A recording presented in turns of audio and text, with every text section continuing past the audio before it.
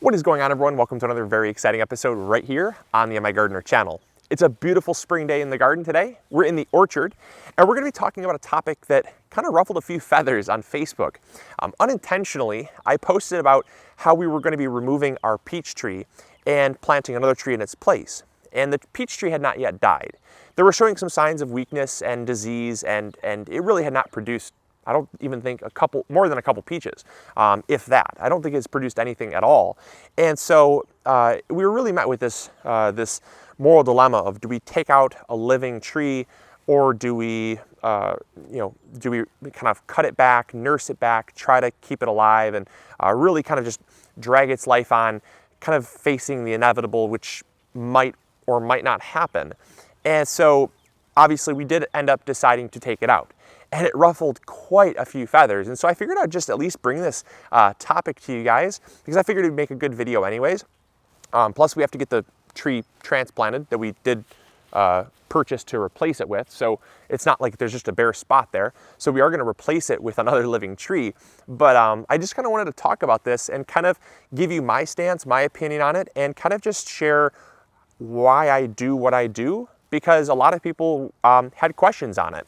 So the tree that was originally here was an Alberta peach, and for the longest time, it really did not do well.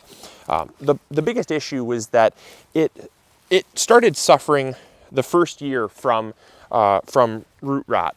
I had bought this tree from a nursery, and it was a very healthy nursery stock. However, it had been planted quite a bit deeper than it should have been. So there was quite a bit of soil that had kind of rode up on the trunk and started rotting the trunk out. And in an effort to alleviate that, what I did is I removed the soil from the trunk. I kind of uncovered the trunk, and hopes that it would kind of reduce that risk of rot. However, it never really fully recovered from that. And so every year it kind of got worse and worse and worse.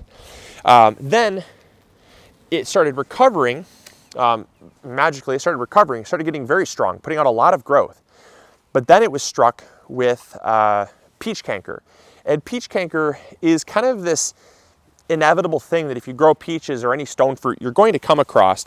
And it's a fungus that actually affects the leaves. And what it does is it actually will cause these lesions on the leaves, cause the leaves to drop off, forcing the tree to lose a lot of valuable energy.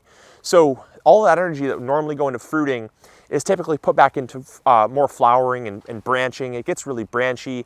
It has a lot of dead tips, and it just really struggles, especially if the peach canker gets out of control.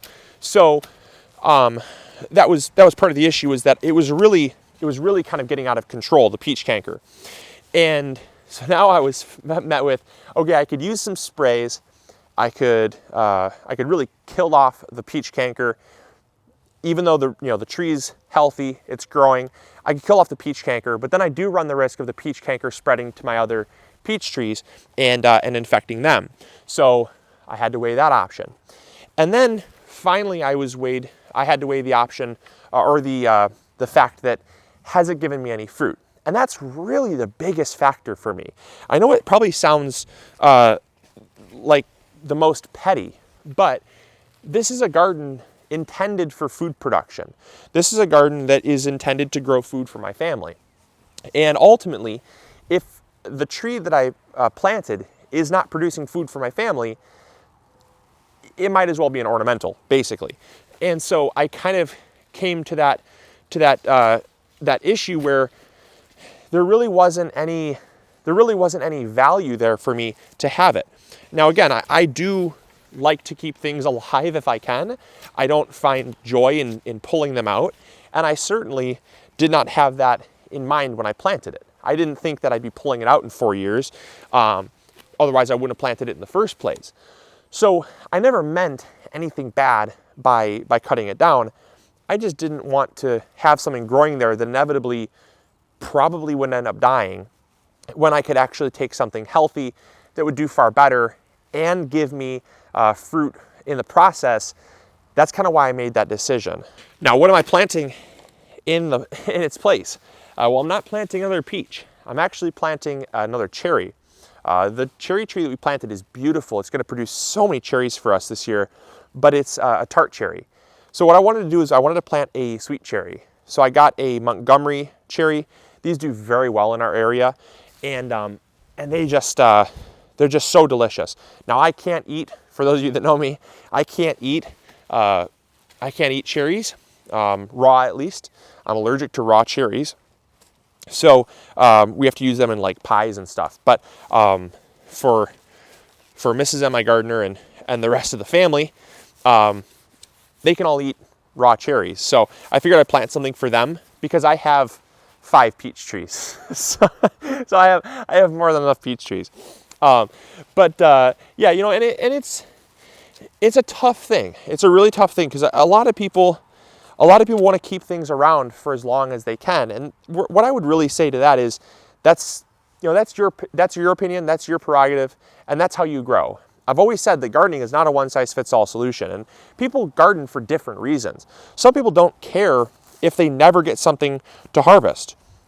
You know, I was like that for a long time. I grew solely for the fact of I'm growing something for the sheer the sheer entertainment value of it. But then as I got a family and as I started having food bills and wanting to eat healthier and wanting to get back to where my food is coming from, I switched from more or less a entertainment standpoint to a utilitarian standpoint.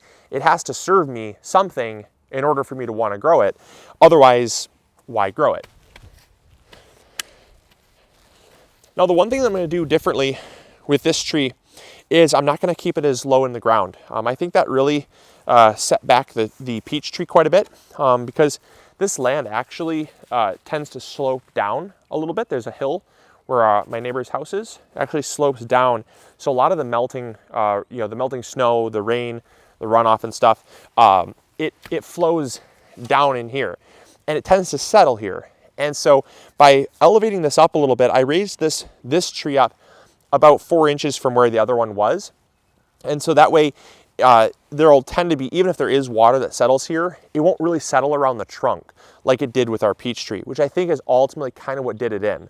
Once the peach tree was stressed, once it was struggling, it really couldn't fight off the peach canker or the insect damage. It couldn't fight off those things as easily because it was already struggling from root rot. So I feel like that kind of had to play a little bit of a part. But all in all, raised this tree up. I think it's going to do a lot better, and I'm very, very happy with how this looks now. So the final thing worth noting is it's always important to step the soil down when you're transplanting. A lot of you have asked me in past videos why I step down the soil when I'm planting fruit trees. And that's because it is very important to settle out that soil quickly. The soil would naturally settle if the rain just kind of came and washed over the soil. Over the course of summer, over the course of the growing season, the root ball in the tree would naturally settle. However, I can't guarantee that it's going to settle straight. And so your tree might be settling and it might settle on an angle. You don't know how it's going to settle out. So what you want to do is just kind of force it to settle by every once in a while, once you move that soil back, tamp it down with your foot, move some more soil back, tamp it down, and it's going to compact the soil, yes. But if you have the right type of soil, really loose, well-draining, kind of humusy soil, it's not going to compact to the point where it chokes off oxygen from the tree, but you're going to be able to settle that soil really quickly around the root ball so that you know you have your tree very, very straight, because a straight growing tree is the fastest way to set yourself up for success. If your tree is growing on an angle, it really has, I mean, it's never going to grow straight again. It's always going to be on an angle. So it's like, I've heard it compared to raising a child. You know, if your kid's always hunched over in his chair, tell him to sit up straight. If you sit straight, you grow straight. And that's what my basketball coach always used to tell me. So that's what I like to do with my trees. And it just sets them up for success a little better. So, all right, well, I'm happy with this. And yeah, I think we're good. We're gonna be off to the races.